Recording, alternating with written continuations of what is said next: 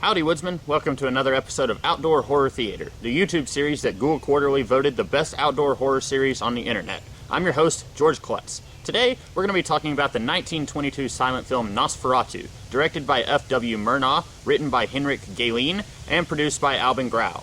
If you've seen or are in any way familiar with the story of Dracula, written by Bram Stoker, then you probably know the story of Nosferatu.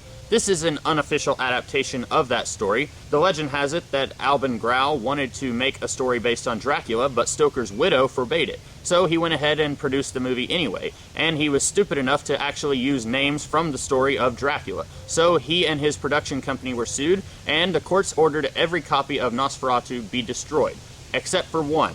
One copy made it out alive and made it all the way to America, where the story of Dracula was already in the public domain, and so that copy was safe. And that's where we have every copy of the film Nosferatu today. So even though every version of this film came from one single copy of the movie, there are a few different versions out there today. For example, the version that I watched had names from the story of Dracula. For example, Count Dracula, Harker, or Renfield. Instead of Mina, it was Nina, but other than that, it was the names from the story of Dracula. However, there are versions out there that replace these names with names that were originally intended to be used before the lawsuit happened. For example, Count Orlok instead of Count Dracula.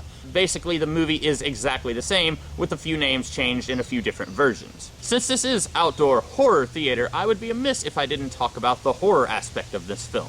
Unfortunately, this film isn't very scary, so if you go into a movie wanting to be scared or you want to experience the fear that you want to see when you watch a horror movie, well, you're probably not going to get that with this movie. And there's a few different reasons for that. This movie came out in 1922. There are a lot of horror movies out there, and a lot of them have come out decades after this movie did. And a lot of them have had all of that time to perfect the horror formula. They know what works and what doesn't work. And a movie can scare people in a way that text cannot. And a silent film has to rely on text to make a story come across to the audience. And unfortunately, that means that it doesn't have as much of a leg up on the audience as, say, one of the later Dracula movies, where the characters can speak and they can rely on other methods to scare the audiences. And while this film isn't very scary, unfortunately the story isn't much to write home about either. Like I said, it is based on Bram Stoker's Dracula, and while the novel clocks in at over 300 pages, this movie is only about an hour and 20 minutes long. And so it's forced to remove a lot of the plot elements from Dracula.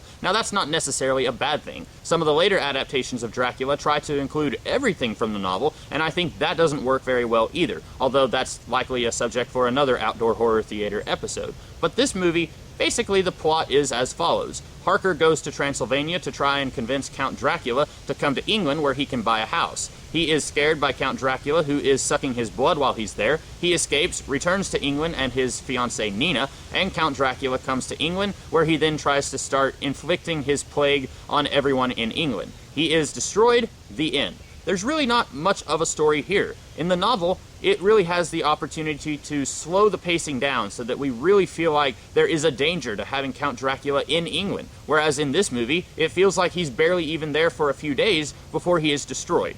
Now, having said that, if the story isn't very good and it's not a very scary movie, then what is it about this film that has stood the test of time? Pop culturally, this movie is a touchstone that has fundamentally altered the way that audiences look at vampires. If you've ever seen a story where a vampire is weakened by the sun, then you have Nosferatu to thank for that. Before this movie, vampires might have been a little bit weakened by the sun, but it wasn't a fatal weakness. For example, in Bram Stoker's Dracula, Dracula is able to walk around in the daytime. Admittedly, he's not as strong as he is at night, but he is able to walk around without bursting into flame. The director of this film, F.W. Murnau, knew that they were going to be sued by the Stoker estate, and so he took liberties with the story. Instead of Abraham Van Helsing leading an army of men to hunt down Dracula and drive a stake in his heart, he bursts into flame. Admittedly, it's not a very scary bursting into flame, but it's 1922, so what can you do? Even though this movie isn't a very scary movie, and the story isn't a whole lot to write home about, largely because it has to cut out a lot of the story in order to fit into the runtime of a film, this film is very enjoyable. It's really incredible to see what the filmmakers are able to get away with how little they are able to work with. They're not able to scare people because they don't really have the sound effects and modern film technology to scare people with, but they are still able to create an atmosphere that sticks with people to this very day. This movie, while not outright scary, it is a little bit spooky, and sometimes that's enough. And sometimes being a pop culture phenomenon that has influenced the vampire lore of the last 93 years is more than enough. This movie isn't very scary, and the story isn't anything to write home about, but there are aspects of this movie that have stuck with audiences over time, such as the makeup, which is extraordinary, the lighting, which has a certain vibe that just makes you a little bit uncomfortable, and even the silent nature of the film makes the film's antagonist, Count Orlok, just a little bit more terrifying than any other version of Count Dracula that has been on film since. This movie isn't perfect, but it is an early entry in cinema itself, and especially in horror cinema, and so I feel like it's okay to give it a lot of leeway, especially with how influential it is in the horror genre, and especially in the vampire genre. So I would definitely recommend that you watch Nosferatu, if only for the novelty of it, where you can see a lot of the elements of vampire mythology at their start.